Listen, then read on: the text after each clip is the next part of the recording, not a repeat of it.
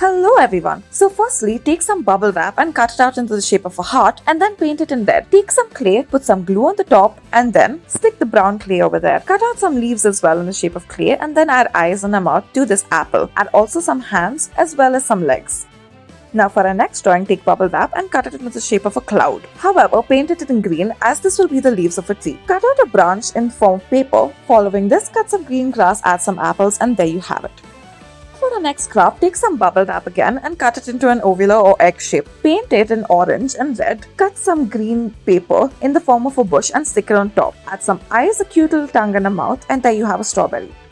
Now for our next craft, cut some bubble wrap in a rectangular shape and stick it on a glass shaped drawing as shown above. Paint it in yellow, green, orange, blue and make a lime out of paper on the side out of the yellow and white circles. Add a cute little straw and you have yourself a drink. Now fold some pink paper and fold it into a fan and stick it in the side to add aesthetic to it. Thank you for watching.